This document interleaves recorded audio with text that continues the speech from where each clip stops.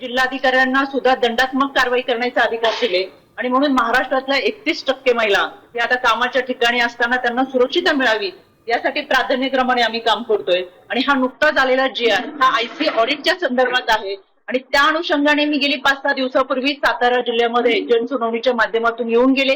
या सर्व अधिकाऱ्यांच्या मी बैठका सुद्धा घेतल्या होत्या आणि त्या बैठकीमध्ये मी विचारलं होतं की IC कमिटी ही आरोग्य विभागाची आहे का, तर IC कमिटी कार्यरत आहे, पण संबंधित डॉक्टरांनी कोणतीही तक्रार ही IC कमिटीकडे आजतागायत केलेली नव्हती.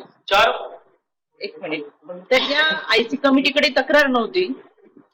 त्यांची जी तक्रार आहे पोलिसांची डॉक्टरांच्या विरोधात, डॉक्टरांची पोलिसांच्या विरोधात, याच्यामध्ये चौकशी समिती नेमली गेली होती आणि चौकशी समितीच्या अनुषंगाने ती केस निकालात काढली होती 23/8/2025 ला.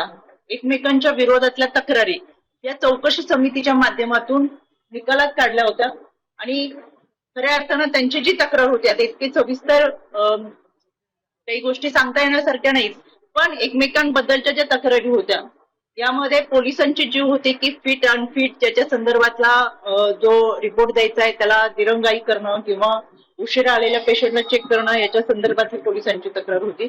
आणि यामध्ये डॉक्टरांची सुद्धा अशी तक्रार होती की मला अशा पद्धतीने फिट किंवा अनफिट काही वेळा रात्रीच्या वेळेस आरोपी आणले जातात आणि त्याच्यामुळे त्या कामाच्या वेळेतच आरोपी तपासासाठी आणले गेले पाहिजेत अशा पद्धतीने एकमेकांच्या विरोधातल्या तक्रारी होत्या.